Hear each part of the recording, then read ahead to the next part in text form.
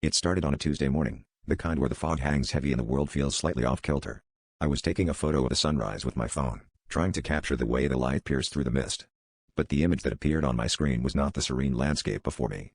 Instead, it depicted a twisted version of my backyard, overrun with towering, skeletal trees and shadows that writhed like living things.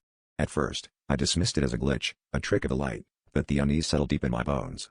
It was when I noticed figures moving within the shadows, figures that seemed to turn and look directly at me through the screen, that my heart truly began to race.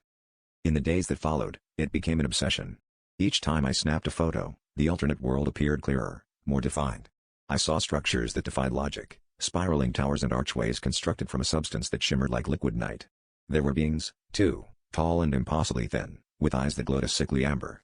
They wandered their world aimlessly, until the moment they all paused, as if sensing my intrusion, and fixed their gaze on me. I tried to show my friends, but on their phones, the images were nothing more than ordinary snapshots. Their skepticism only fueled my growing paranoia. Soon, the boundary between our worlds began to blur. At night, I heard whispers, faint and unintelligible at first, but growing louder, seeping through the walls like a creeping fog. Shadows lengthened and danced in my peripheral vision, and I felt an unshakable sensation of being watched. I started avoiding my camera, but the pull was irresistible. I had to know more, had to understand what I was seeing. So, one night, under the cover of darkness, I aimed the lens at the world beyond, my hands trembling, and clicked. The moment the shutter sound echoed in silence, the air around me changed.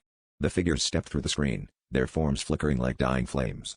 They moved with an unnatural grace, surrounding me, their eyes glowing with an ancient, malevolent intelligence. I stumbled back, my phone clattering to the floor.